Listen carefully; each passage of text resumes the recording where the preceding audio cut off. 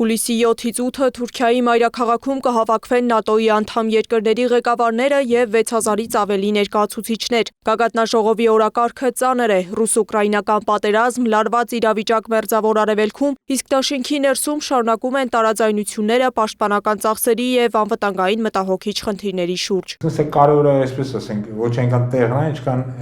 այն թեմաները, որոնք քննարկվել են, որտեղ կա կարծիք, որ սա ինչ-որ առումով կարող է վճռորոշ լինել, այն առումով կմնա արդյոք Միացյալ Նահանգների ՆԱՏՕ-ում, դուրս կգա ՆԱՏՕ-ից կամ կսկսի ՆԱՏՕ-ի ձևափոխում եւ այլն, այսինքն սա ինչ-որ առումով շատ վճռական գագաթնաժողով է լինել։ Թուրքիայի նշանակությունն այս փուլում իր մաքսիմումին է հասնելու, հավելում է փորձագետը։ Պատահական չէ, որ դաշինքի կանգառն այս տարի հենց Անկարան է։ Թուրքիան ՆԱՏՕ-ի հարավային դարպասն է։ Սև ծովից մինչև Մերձավոր Արևելք, Իրանի շուրջ զարգացումներից մինչև էներգետիկ ու տրանսպորտային միջանցքներ, Թուրքիան շարունակում է մնալ դաշինքի կարևոր գործընկերներից մեկը։ ՆԱՏՕ-ն փորձում է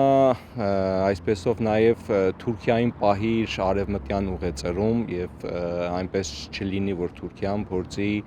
նաև դուրս գա արևմտյան ուղեծրից, նաև այսպեսով փորձում է նաև Թուրքիային սահմանափակել, որովհետև ՆԱՏՕ-ն Ամերիկայի գլխավորությամբ նաև չի ցանկանում, որ իր կազմում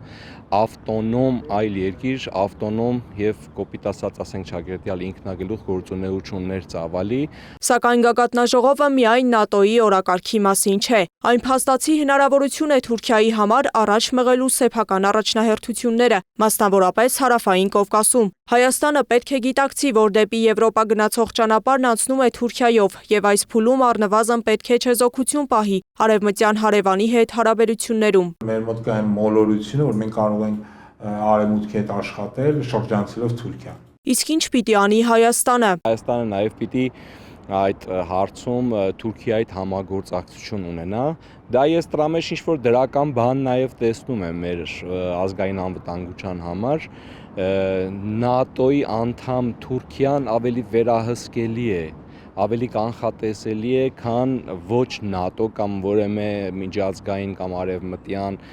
ռազմական բևեռի անդամ Թուրքիան։ Հայ վերլուծաբանները խոշորացույցի տակ պետք է պահեն Անկարայի գագաթնաժողովի յուրաքանչյուր ձևակերպում, ընդգծում է փորձագետը։ Սև ծովի, Ռուսաստանի եւ տարանցիկ միջանցքների վերաբերյալ այնտեղ ամրագրվող ցանկացած կետ ուղիղ ազդեցություն է ունենալու Հայաստանի լոգիստիկ եւ սուվերեն պլանավորման վրա։ Հետևենք գագաթնաժողովում Թուրքիայի մտահոգություններին, որը ինչ մտահոգություններ է հայտնելու։ Քրդական հարցերը կան,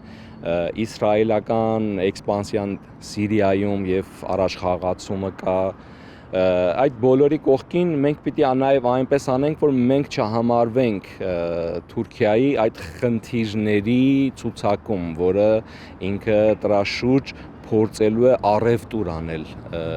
ՆԱՏՕ-ի հետ եւ Միացյալ Նահանգների հետ։ Փորձագետների գնահատականները տարբեր են, սակայն նրանք համաձայն են մեկ հարցում։ Անկարայի ռազմաքաղաքական կշիռը ՆԱՏՕ-ում շարունակում է աճել։ Ուստի Հայաստանի համար կարևոր է ոչ միայն հետևել, թե ինչ որոշումներ կընդունվեն Անկարայում, այլ նաև հասկանալ, թե այդ որոշումներում ինչ տեղ է զբաղեցնելու մեր տարածաշրջանը։ Սեդա Կյուրեղյան, Մհեր Դավթյան, Աշոտ Բարբարյան, ABC Media։